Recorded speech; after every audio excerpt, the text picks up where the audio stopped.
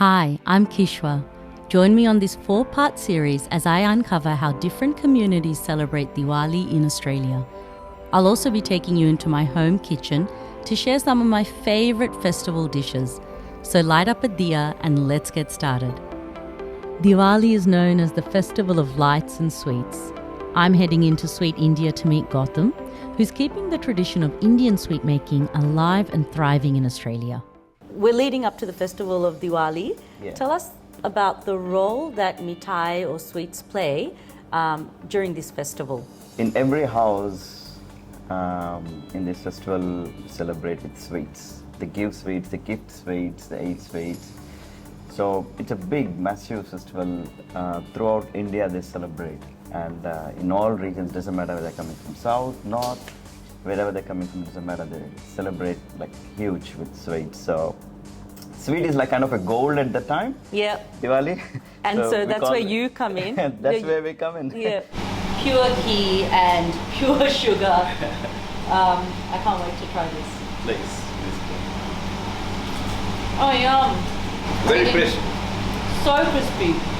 We were discussing this before, that you sell something like 100 tons of sweets during Diwali. Correct. Tell us a little bit about what your month looks like. So that month, it's like 4 to 5 weeks. We sell 100 plus tons sweets. It's including all these supermarkets we are doing from last couple of years, like Coles, Australia-wide, Costco's Australia, New Zealand-wide. So really mainstream Australians can sort of access Indian sweets. Yeah. There are so many variants of mithai. Can you walk us through a little bit about what you have here?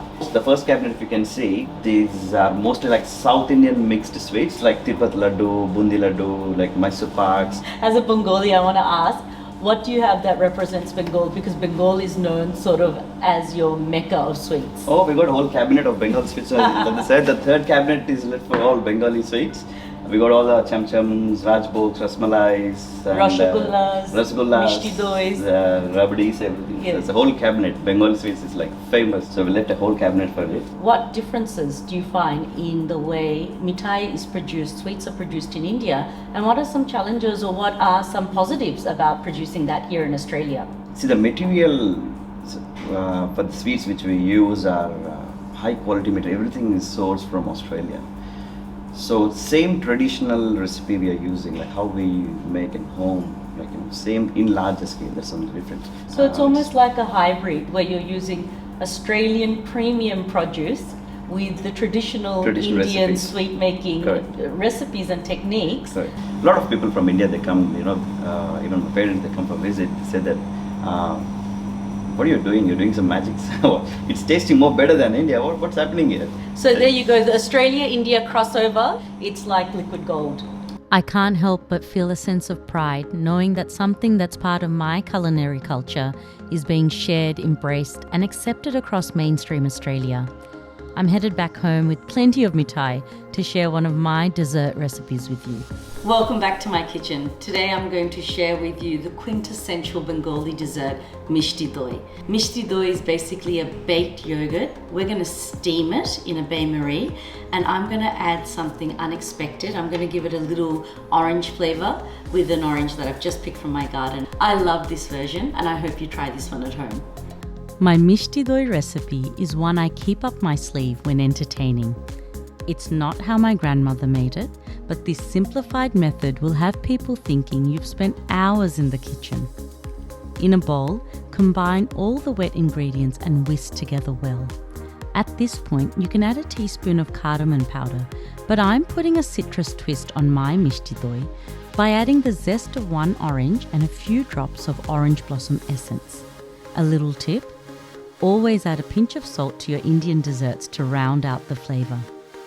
Whisk well, then pour into oven-proof ramekins. If you're throwing a large party, double the recipe and bake in a large serving dish or cake tin. Place your ramekins in a bain-marie, top with water and bake in a preheated oven for 18 minutes at 160 degrees Celsius. You'll know they're done when you see tiny bubbles form on the surface and it comes away from the edges when you slide around in the bowl. You still want to retain a slight jiggle in the centre.